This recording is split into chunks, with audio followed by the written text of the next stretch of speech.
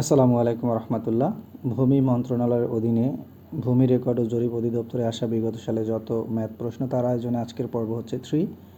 এটাই লাস্ট পর্ব। আলোচনা করব অফিস সহায়ক 2023। প্রথম প্রশ্ন আছে, কোনো আসল 3 বছরে মুনাফা আসলে 5,500 টাকা হয়। মুনাফা আসলের 8-এর 3 অংশ হলে আসল মুনাফার হার নির্ণয় করুন। ওকে, সো প্রথমে মুনাফা আসলের 8-এর 3 অংশ, অর্থাৎ মুনাফা যদি 3 টাকা হয় আসল 8 টাকা। এই যে কথাটা যে মুনাফা আসলের 8-এর 3 অংশ, এই কথাটার মানে হচ্ছে মুনাফা যদি 3 টাকা হয় আসল 8 টাকা। তাহলে মুনাফা আসল কত? তাহলে মুনাফা আসল হচ্ছে 11 টাকা। তাহলে এখানে মুনাফা আসল যদি 11 টাকা হয় তাহলে শুধু আসল কয় টাকা? শুধু আসল 8 টাকা। এটাই জাস্ট এখানে লিখেছি যে মুনাফা আসল যদি 11 টাকা হয় আসল কয় টাকা? 8 টাকা। তাহলে মুনাফা আসল যদি 1 টাকা হয় তাহলে আসল হচ্ছে 8/11 টাকা। যদি মুনাফা আসল এখানে দেওয়া আছে 5,500 টাকা হয় তাহলে আসল হবে কত? 4,000 টাকা। আসল হবে কত? 4,000 টাকা। 8 গুণ 5,500 ভাগ 11, এটা কাটাকাটি করলে কত হয়? 4,000 টাকা। তো এই 4,000 টাকা কি? আসল। তাহলে 3 বছরে মুনাফা কত? টোটাল মুনাফা আসল মিলে 5,500 আর শুধু আসল পেলাম 4,000 টাকা। তাহলে 3 বছরে শুধু মুনাফা কত বের হলো? 1,500 টাকা। তাহলে 4,000 টাকায় 3 বছরে মুনাফা হয় 1,500 টাকা। তাহলে 1 টাকায় 1 বছরে মুনাফা হয় কত? 1,500 ভাগ 4,000 ইন্টু 3। তাহলে শতকরা মানে 100 টাকায় 1 বছরে মুনাফা হয় কত? 1,500 ইন্টু 100 ভাগ 4,000 ইন্টু 3 মানে 12.5 টাকা। সুতরাং আমাদের আসল কত বের হলো? আসল বের হয়েছে 4,000 টাকা আর মুনাফার হার কত? 12%। আমার এখানে চেয়েছে আসল এবং মুনাফার হার। তাহলে আসল বের হলো 4,000 টাকা আর মুনাফা 12%। এটাই হচ্ছে আমার অ্যান্সার। ওকে, নাম্বার 2 এ আছে হচ্ছে x² - 3xy - 40y² উৎপাদকে বিশ্লেষণ করতে বলছে। খুবই সিম্পল, রাশিটা লিখলাম। এই যে 3xy-কে একটু ভেঙে লিখবো আমরা উৎপাদক করার জন্য, সমাধান করার জন্য। 3xy-কে লিখতে পারি -8xy + 5xy, যার মানে হচ্ছে -3xy। কারণ এই যে -8টা xy থেকে যদি +5টা xy যায় তাহলে -3xy থাকে। এরপর আমি এখান থেকে x কমন নিলাম, তাহলে থাকে এখানে যেহেতু x², একটা x থাকে, -8y থাকে, প্লাস এখানে যদি আমি 5y কমন নেই এখানে থাকে x - 8y। এখানে 5 কমন নিয়েছি, 5y। এখানে এই 5টা 40, এজন্য 8y। এখানে শুধু x, 5y তো কমনে নিলাম। তো এখানেও x - 8y আছে, এখানেও x - 8y আছে।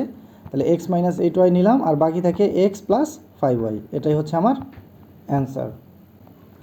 ওকে, নাম্বার 3-তে আছে a = 2 হলে 27a³ + 54a² + 36a + 3 এর মান নির্ণয় করো। তো এই রাশিটাই এখানে লিখলাম। তো এই ম্যাথটা সমাধান করার জন্য আমার একটা সূত্র জানতে হবে, সেটা হচ্ছে a + b হোল কিউবের সূত্র।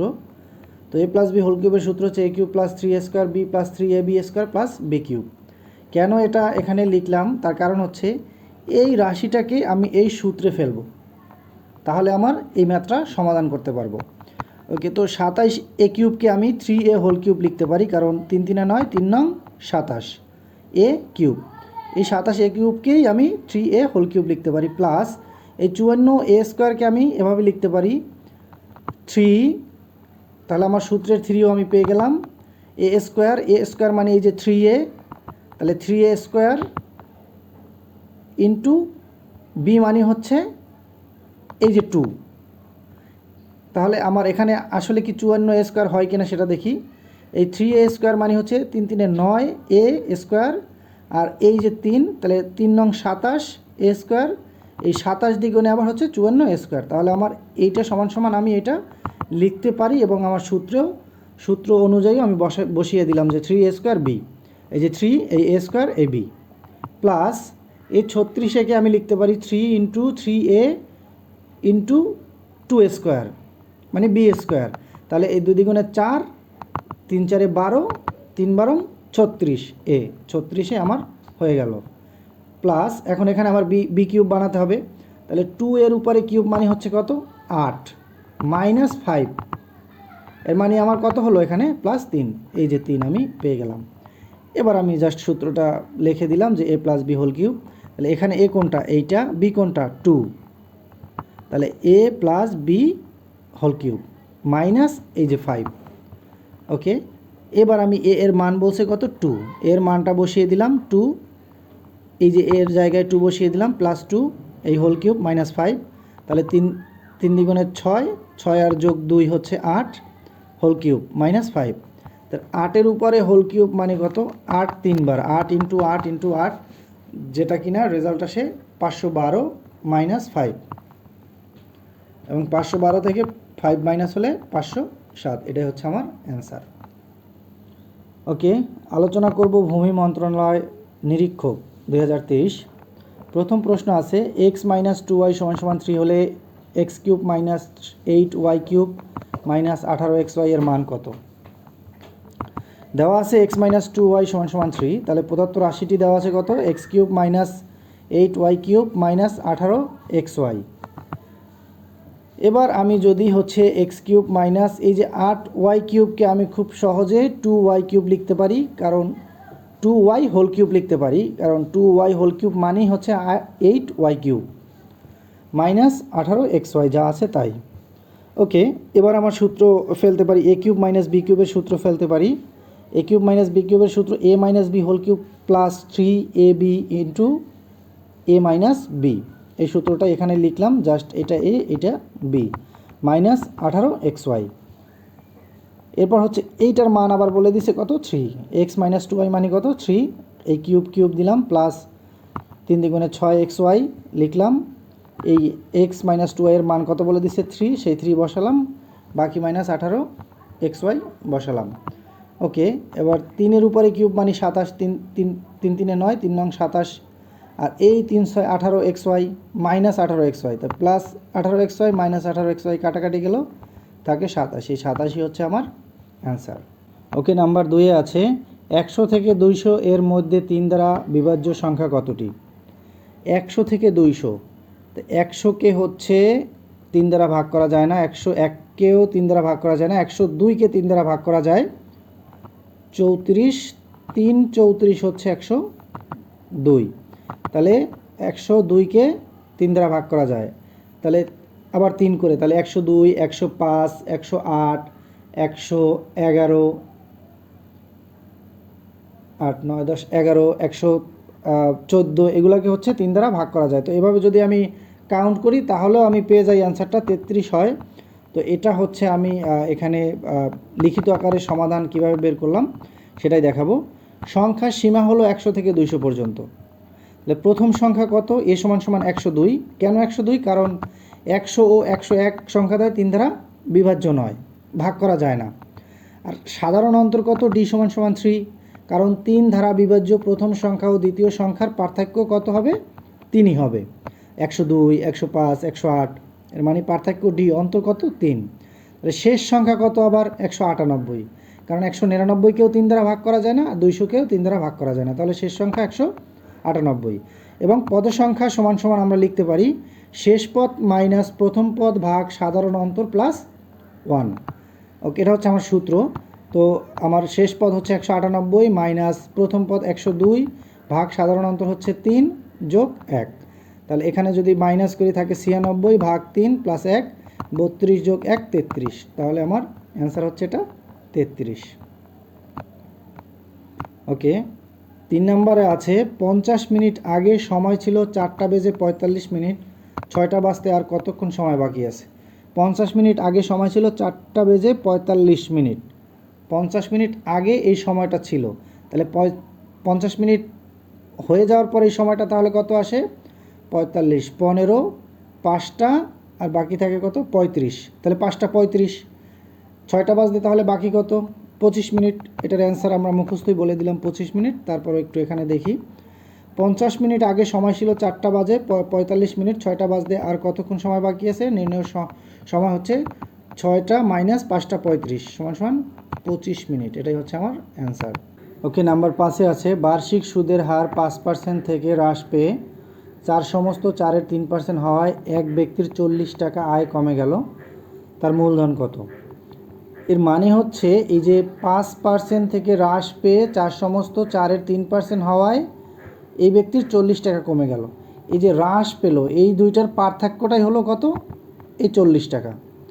ওকে, তো মূলধন যেহেতু আমরা জানি না, ধরে নিলাম মূলধন ছিল এক্স টাকা, মূলধন ছিল এক্স টাকা। তাহলে প্রশ্ন মতে আমরা এভাবে লিখতে পারি, এক্স এর 5% হ্রাস পেয়েছে কত? ছিল এক্স এর 5%, সেটা থেকে হ্রাস পেয়ে এক্স এর এই যে 4 সমস্ত 4-এর 3%, এই 4 সমস্ত 4-এর 3%কে আমরা এই যে 19/4% লিখতে পারি। একই কথা, এই 4-4-এ 16, 16 যোগ 3 মানে 19, আর নিচে 4% এই সমান সমান এইটার ভ্যালুটাই কত? 40। এই যে এত থেকে এক্সের এই যে মূলধনের এত পার্সেন্ট থেকে হ্রাস পেয়ে মানে মাইনাস হয়ে এত পার্সেন্ট হয়েছে, তাতেই কয় টাকা কমে গেছে? যে 40 টাকা। ওকে, তাহলে এক্সের 5% মানে এক্স 5-এর সাথে গুণ হলো, আর পার্সেন্ট মানে ভাগ 100, তাহলে 19/4%, এক্সের 19/4%, তাহলে 19 এক্সের সাথে গুণ হয়ে গেল, আর 4, আর এই যে ভাগ, যে এই যে 19/4 তার সাথে আবার পার্সেন্ট যেহেতু আছে ভাগ হবে 100, তো ভাগ 100 দিলে এই 4-এর সাথে আবার সেটা গুণ হয়ে যায়, যেহেতু ভাগ আকারে আছে, তাহলে এটা উপরে আছে গুণ হয়ে যায়, তাহলে 400 হয়। তাহলে 19x/400 সমান সমান 40। এবার আমি যদি এখানে লসাগু করি, এখানে আছে 100 এবং এখানে আছে 400, এই দুটো লসাগু করলে হয় কত?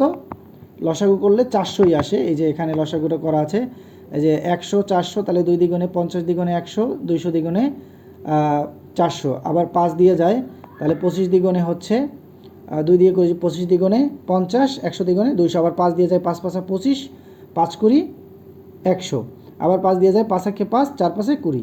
তো এটা যদি গুণ করি 2 দ্বিগুণে 4, 4 5 20, 5 কুড়ি হচ্ছে 100, 4 100 400। তাহলে আমার লসাগু কত আসলো? 400। এখন 400 এই 100-র ভিতরে কতবার যায়? 4 বার। এখানে আছে 5, তাহলে 4 5 20x, লিখলাম 20x, মাইনাস মাইনাস লিখলাম 400, 400-র ভিতরে যায় হচ্ছে একবার, তাহলে বাকি থাকে 19x, লিখলাম 19x, ভাগ এই যে লসাগু 400 যেটা সেটা আছে সমান সমান 40। তাহলে এখন এই যে 20x থেকে 19x গেলে থাকে কয়টা x? একটা x। আর যেহেতু 400 এখানে ভাগ আকারে আছে, এই পাশে গেছে গুণ হয়ে গেছে, যদি এখানে গুণ থাকতো এখানে ভাগ হয়ে যেত, যেহেতু ভাগ আছে গুণ হয়ে গেছে, তাহলে 400 গুণ 40 মানে হচ্ছে 16,000। এই এক্সের মান হচ্ছে 16,000। আমাদের মূলধন ছিল কত তাহলে?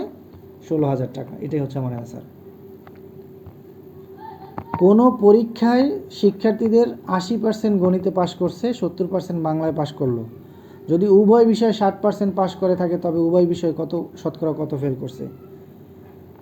80% করছে গণিতে পাস, তাহলে একমাত্র গণিতে পাশ করছে, উভয় বিষয়ে যেহেতু 60%, আর গণিতে পাশ করছে 80%, তাহলে উভয় এখানে একমাত্র গণিতে পাশ করছে কত? 80 থেকে 60%, উভয় বিষয়টা বাদ দিলেই একমাত্র গণিতে পাই 20%। একমাত্র বাংলাতে পাশ করছে কত? 70%, তার থেকে উভয় বিষয়টা বাদ দিলেই হচ্ছে আমি পেয়ে যাই 10%। একমাত্র বাংলাতে পাশ করছে কত? 10%। তাহলে এখন মোট পাস তাহলে কত? উভয় বিষয়ে 60, শুধুমাত্র গণিতে 20, শুধুমাত্র বাংলায় 10, তাহলে টোটাল 90% মোট পাস করছে। তাহলে উভয় বিষয়ে ফেল করলো কত? 10%। তাহলে এটাই হচ্ছে আমার অ্যান্সার, যে শতকরা উভয় বিষয়ে 10% ফেল করছে। ওকে, 7 নম্বরে বলছে, একটি শ্রেণীতে যতজন ছাত্রছাত্রী আছে তাদের প্রত্যেককে তত পয়সার চেয়ে আরও 25 পয়সা বেশি করে চাঁদা দেওয়ায় মোট 75 টাকা উঠল। ওই শ্রেণীর ছাত্রছাত্রীর সংখ্যা কত? মনে করি ছাত্রছাত্রীর সংখ্যা ছিল x জন, যেহেতু আমরা জানি না x জন ধরে নিলাম। তাহলে প্রশ্ন মতে আমরা লিখতে পারি যে x ইন্টু x প্লাস 25। কেন এটা লিখলাম?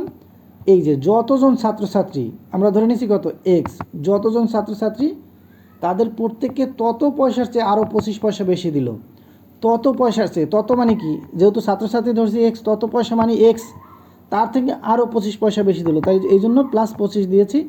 25 পয়সা বেশি দিয়ে চাঁদা উঠছে কত? 75 টাকা। যেহেতু এগুলো পয়সায় আছে, এটাকে আমি পয়সায় কনভার্ট করলাম। 75 টাকাকে যদি পয়সায় নিতে চাই, 75 ইন্টু 100, তাহলে 7,500 পয়সা। এটাই জাস্ট। তাহলে এটা যদি এখন গুণ করে দিই, x² প্লাস 25x সমান সমান 75 ইন্টু 100 মানে 75, 7,500 পয়সা। সবগুলো এখন পয়সায় চলে আসলো, সমান সমান 0। তাহলে এই 25xকে আমি ভেঙে লিখতে পারি প্লাস 100x মাইনাস 75, উৎপাদক করলাম আর কি। তো এখানে 25xকে আমি লিখতে পারি প্লাস 100x মাইনাস 75x, এর মানে হচ্ছে প্লাস 25xই মাইনাস 7500। এবার আমি এখান থেকে x যদি কমন নেই তাহলে বাকি থাকে x প্লাস 100, এখান থেকে যদি মাইনাস 75 কমন নেই তাহলে এখানেও বাকি থাকে x প্লাস 100, তাহলে x প্লাস 100 আর এখানে থাকে x মাইনাস 75 সমান সমান 0। তাহলে x মাইনাস 75কে আবার আমি লিখতে পারি এই মাইনাসটা এই সমান সমানের এই পাশে নিলে প্লাস হয়ে যায়, x সমান সমান 75 আর x সমান সমান যেহেতু প্লাস ছিল মাইনাস হয়ে গেছে তাহলে মাইনাস 100, যা গ্রহণযোগ্য মান নয়, কারণ মাইনাস কখনো গ্রহণযোগ্য মান হতে পারে না। তাহলে x সমান সমান 75, তাহলে ছাত্রছাত্রীর সংখ্যা ছিল কতজন? 75 জন। এটাই হচ্ছে আমার অ্যান্সার। ওকে, শ্রেণীর ছাত্রছাত্রীর সংখ্যা ছিল 75 জন। হ্যাঁ, দুইটি সংখ্যার অনুপাত 5:6 হলে এবং তাদের গসাগু 4 হলে ছোট সংখ্যাটি কত? খুবই সিম্পল, অনুপাত যেহেতু 5:6 আছে, তাদের গসাগু বলে দিছে হচ্ছে 4, তাহলে আমরা খুব সহজেই পেয়ে যাই 4 5 20 আর 4 6 24, তাহলে ছোট সংখ্যাটা কত? 20। এটাই হচ্ছে আমার অ্যান্সার, এটাই হচ্ছে আমার অ্যান্সার। ধরি সংখ্যা দুটির অনুপাত 5:6, তাহলে সংখ্যা দুইটি যথাক্রমে 5x 6x। এখানে তো বলেই দিছে গসাগু x মানে 4, ধরলাম গসাগু x মানে হচ্ছে 4, তাহলে 5x মানে 4 5 20 আর 6x মানে হচ্ছে 4 6 24, তাহলে ছোট সংখ্যাটি কত? 20।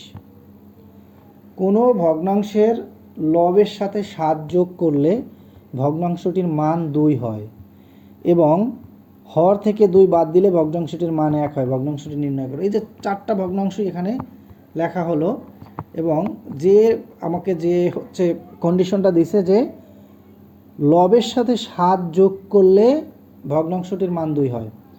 প্রথমটাই ধরি, এই লবের সাথে আমি 7 যোগ করলাম, তাহলে হলো কত? 3 যোগ 7 মানে হচ্ছে 10, তাহলে 5 দ্বিগুণে 10, তাহলে 2 হলো, কন্ডিশন পূরণ হলো। এবং হর থেকে 2 বাদ দিলে হর কত? 5, 5 থেকে যদি 2 বাদ দেই তাহলে এখানে আসে কত? 3, তাহলে 3 3 কাটা গেলে 1 থাকে, তাহলে এই প্রথম কন্ডিশনটাই আমার হচ্ছে মিলে গেল, এর মানে হচ্ছে আমার এটাই হচ্ছে আমার অ্যান্সার। ওকে, আলোচনা করব ভূমি রেকর্ড ও জরিপ অধিদপ্তর, ষাট লিপিকার কাম কম্পিউটার অপারেটর 2024। প্রথম প্রশ্ন আছে, 21 মিটার দীর্ঘ এবং 15 মিটার বিস্তৃত একটি বাগানের চারদিকে 2 মিটার বিস্তৃত একটি পথ আছে। প্রতি বর্গমিটারে 2.75 টাকা দরে পথটিতে ঘাস লাগাতে মোট কত খরচ হবে? দীর্ঘ আছে 21 মিটার আর বিস্তৃত আছে হচ্ছে 15 মিটার। তো রাস্তা সহ বাগানের দৈর্ঘ্য তাহলে কত? বাগানের দৈর্ঘ্য এখানে 21 মিটার, রাস্তা সহ তাহলে কত? রাস্তার চারদিকে যেহেতু 2 মিটার করে বিস্তৃত, তাহলে দৈর্ঘ্য যদি হিসাব করি তাহলে 2 2 4, তাহলে 4 আর 21 কত? 25 মিটার। এটা হচ্ছে দীর্ঘ। আবার বিস্তৃত 15, আবার দুই পাশে 2 2 4 মানে কত? 19 মিটার রাস্তা সহ বাগানের প্রস্থ। তাহলে রাস্তা সহ বাগানের ক্ষেত্রফল কত হবে? 25 × 19 মানে হচ্ছে 475 বর্গ মিটার। আমরা জানি দৈর্ঘ্য গুণ প্রস্থ সমান সমান ক্ষেত্রফল। তাহলে শুধু বাগানের ক্ষেত্রফল কত? 21 × 15 মানে 315 বর্গ মিটার। তাহলে রাস্তার ক্ষেত্রফল কত আমরা পেয়ে যাই? যদি এই যে রাস্তা সহ বাগানের ক্ষেত্রফল থেকে শুধু বাগানের ক্ষেত্রফলটা মাইনাস দিয়ে দেই তাহলেই আমরা শুধুমাত্র রাস্তার ক্ষেত্রফল পাই কত? 160 বর্গ মিটার। অতএব মোট খরচ হবে কত? 160 × 2.75, কারণ এখানে বলে দিছে প্রতি বর্গ মিটারে 2.75 টাকা দরে 440 টাকা। এটাই হচ্ছে আমার অ্যান্সার। ওকে, a + 1/a = 2 হলে দেখাও যে a² + 1/a² = a⁴ + 1/a⁴। দেওয়া আছে a + 1/a = 2, তাহলে লেফট হ্যান্ড সাইড প্রথমে এটা করি। a² + 1/a², এটা একটা সূত্র, a² + b² এর সূত্র, a + b² - 2ab। এটা কাটা যায়, তাহলে বাকি থাকে কোনটা? a + b² - 2। এটার মান আবার বলে দিচ্ছে 2, তাহলে 2a² - 2, 2a² - 2, 2a² মানে হচ্ছে 4, 4 - 2 মানে হচ্ছে 2। আবার রাইট হ্যান্ড সাইডে বলে দিছে x⁴ a⁴ + 1/a⁴, মানে এটাকে আমি এভাবে লিখতে পারি, সরি এখানে একটা ব্র্যাকেট হবে, a², ওকে, a² তার উপর আবার হোল স্কোয়ার প্লাস 1/a² তার উপর আছে হোল স্কোয়ার। এটাকে আমি ভেঙে এভাবে লিখতে পারি। ওকে, তাহলে a² + b² এর সূত্র এখানেও পড়ে যায়। a², এটা এই পুরোটা হচ্ছে a²টাই হচ্ছে, তাহলে a + b² - 2ab, আবার এ স্কোয়ার কাটা যায়, তাহলে এখানে থাকে কি A square plus 1/a² whole square minus 2, এটাই এখানে লিখলাম। তাহলে একটু আগে এ স্কোয়ার প্লাস 1/a² মান আমরা কত পেয়েছিলাম এখানে 2, জাস্ট এখানে আর লম্বা করলাম না, এটা আবারও সূত্রে ফালানো যায় A plus B square plus B স্কোয়ারের সূত্র, কিন্তু যেহেতু আমরা এ স্কোয়ার প্লাস বি স্কোয়ারের সূত্র এখানে 2 পেয়েছি, সরাসরি আমরা মানটা বসিয়ে দিলাম যে এ স্কোয়ার প্লাস বি হোল স্কোয়ারের সূত্র হচ্ছে 2 পেয়েছিলাম, এ স্কোয়ার প্লাস বি স্কোয়ারের মান পেয়েছিলাম কত 2, আর এই যে স্কোয়ারটা জাস্ট স্কোয়ারটা বসিয়ে দিলাম এই -2, তাহলে এই যে 4 স্কোয়ার মানে 2 স্কোয়ার মানে হচ্ছে 4 -2, তাহলে left hand side right hand side দুইটার মানে 2 আসছে, মানে এটা হচ্ছে প্রমাণিত হলো। ওকে, একটি মিনারের পাদদেশ হতে 20 মিটার দূরের একটি স্থান হতে মিনারটির শীর্ষবিন্দুর উন্নতি কোণ 30 ডিগ্রি হলে মিনারটির উচ্চতা কত? এখানে tan 30 ডিগ্রির মান বের করতে হবে। tan 30 ডিগ্রি এই কোণটা মানে হচ্ছে যে মিনারের পাদদেশ হতে 20 মিটার দূরের একটি স্থান হতে মিনারটির শীর্ষবিন্দুর উন্নতি কোণ যেহেতু 30 ডিগ্রি হলে এই 30 ডিগ্রি এটার মানে হচ্ছে tan 30। ওকে, এবং এটার পাদদেশ মানে যে ভূমি বলে দিছে কত 20, বের করতে বলছে কি উচ্চতা, এইটা বের করতে বলছে, তাই উচ্চতা আমরা যেহেতু জানি না x ধরে নিলাম। তাহলে এটা হচ্ছে আমরা জানি tan 30 ডিগ্রি সমান সমান লম্ব বাই ভূমি, সেটা আমরা জানি লম্ব বাই ভূমি। তাই এখানে লম্ব কি এ বি বাই ভাগ ভূমি কি এই যে বিসি লিখলাম। তাহলে tan 30 ডিগ্রির মান কত আমরা জানি 1/√3 সমান সমান এ বি মানে কত যেহেতু জানি না x ধরে নিলাম, আর বিসি মানে কত দেওয়াই আছে 20। ওকে, তাহলে আমরা x সমান সমান লিখতে পারি 20/√3। এটাই হচ্ছে আমার মিনারের উচ্চতা। মিনারটির উচ্চতা কত 20/√3, এটাই হচ্ছে আমার উচ্চতা, অ্যান্সার। ওকে, এবার হচ্ছে কিছু সংজ্ঞা আছে ম্যাথমেটিক্যাল। ভূমি জরিপ কত প্রকার, কি কি ও থিওডোলাইট কি? ভূমি জরিপ 4 প্রকার, যথা ভূ সংস্থানিক ও কিস্তয়ার নগর প্রকৌশল।